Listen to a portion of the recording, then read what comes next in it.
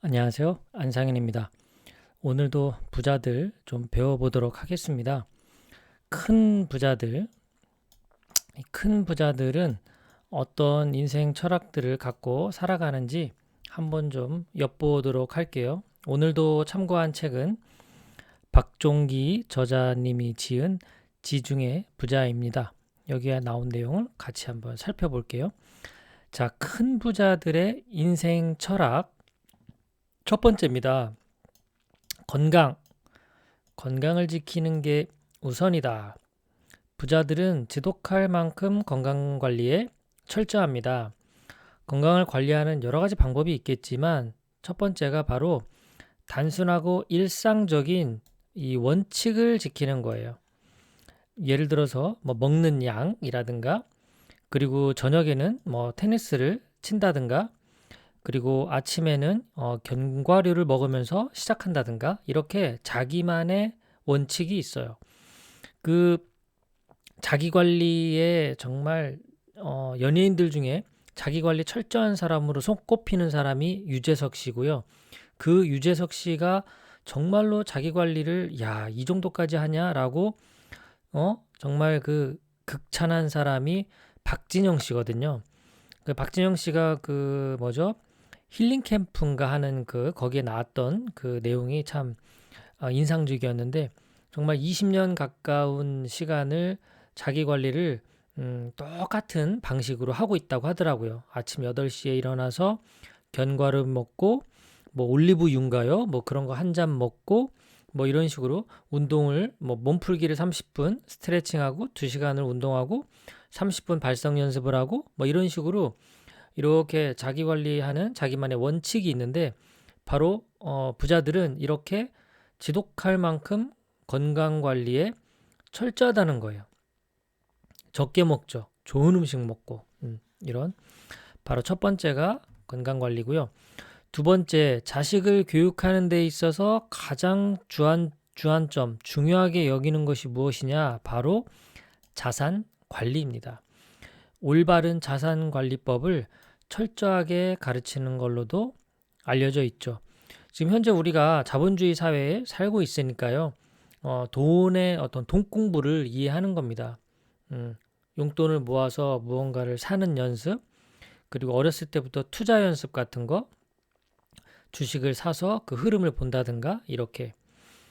그리고 이제 이런 자산 관리법을 이제 자녀가 배우게 되면 결국은 부의 되물림이 이제 일어나게 되는 거죠.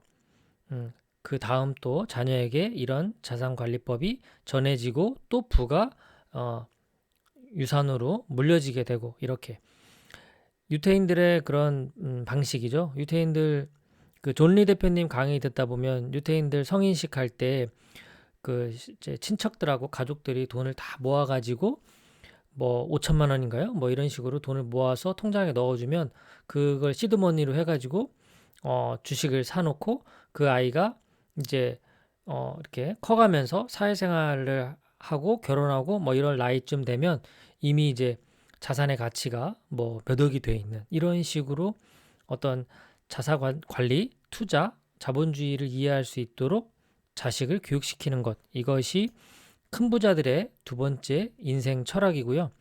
세 번째 인생 철학은 과시욕을 부리지 않는 겁니다. 그러니까 갑작스럽게 돈을 번 사람들은 자신의 부를 과시하기 바쁘죠. 사람들이 내가 돈 있다는 거를 알아줬으면 좋겠잖아요. 인정받고 싶으니까. 하지만 이미 부자인 사람들은 이런 부를 과시할 필요가 없다 생각하는 거죠. 오히려 절제하면서 사는 이런 부자들은 그냥 자기를 평범한 사람이다라고 여기기 때문에 평범한 사람들하고 그냥 건강하게 관계 맺으며 살아가는 걸 좋아합니다. 이런 농담도 있잖아요. 우리가 복권 뭐 이런 거 인생 역전이라고 하잖아요. 인생 역전. 복권을 사서 인생을 역전하라. 그러니까 부자들이 그 복권을 사지 않는 이유가 지금 잘 살고 있는데 인생 역전될까 봐 안 산다는 뭐 그런 농담도 있습니다. 자, 아재 개그고요. 네 번째, 인생 철학. 큰 부자들의 인생 철학, 신문이나 뉴스보다는 책을 읽는다. 평범한 사람들은 단기적 이슈에 민감하다. 그래서 이렇게 휩쓸리게 되죠. 이런 소식 저런 소식 때문에. 그런데 큰 부자들은 역사나 철학이나 미래 이런 쪽에 더 관심을 갖는다고 합니다. 우리도 그래서 이렇게 책을 같이 공부하고 있는 건 아니겠습니까? 자, 다섯 번째, 영양제를 멀리한다.